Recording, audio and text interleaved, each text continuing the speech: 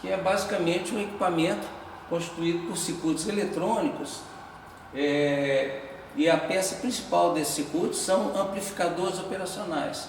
Quais sejam? São amplificadores capazes de fazer operações matemáticas, soma, subtração, multiplicação, integração e muitas outras, né? Só que eles não trabalham com números, como o computador digital. Eles trabalham com grandezas elétricas, tensões, mais vulgarmente conhecido como voltagens, e também correntes elétricas. É um computador que não está mais em uso, né? Ele foi desenvolvido inicialmente nos anos 50, né?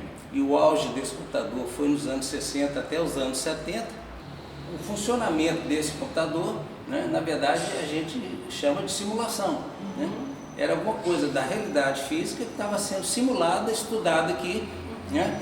Desde que se tivesse um modelo matemático bastante fiel ao processo real, né? Esse modelo matemático era, vamos dizer assim, programado, né? Isto era montado um circuito eletrônico cujas equações matemáticas, né, do seu funcionamento fossem as mesmas equações matemáticas do sistema que se desejava estudar ou, se quisermos, simular.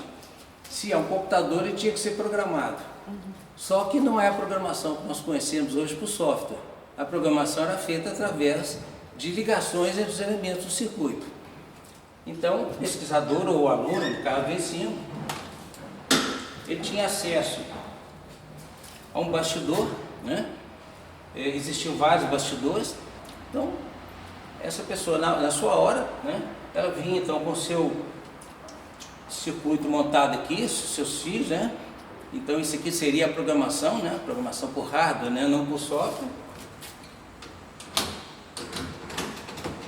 Encaixava isso aqui e depois ligava o computador e operava, né, esse equipamento. Vamos dar um exemplo, né, de uma simulação de um determinado processo. Imagina que a gente tivesse, por exemplo, um forno,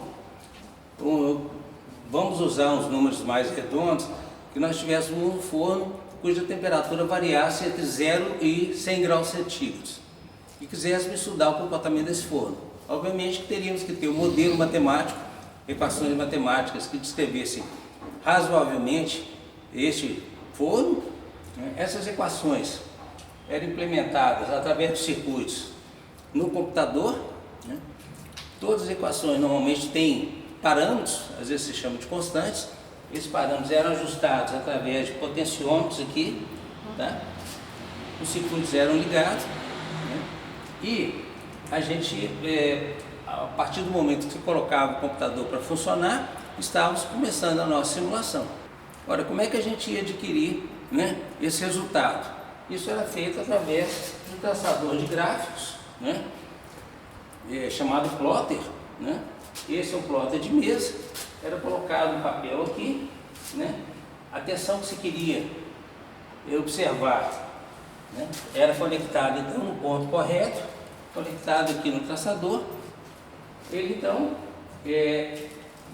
tem uma base de tempo, esse braço iria evoluindo aqui, representando o tempo, e uma pena com a tinta ia marcando no papel a evolução da tensão saída desse circuito, que por analogia representava a temperatura do forno.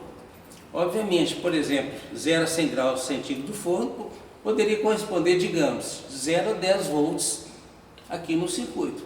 Então, se eu tivesse, por exemplo, 5 volts aqui, marcados aqui, seriam 50 graus no forno. Se fosse, por exemplo, 2 volts, seria 20 graus e assim por diante.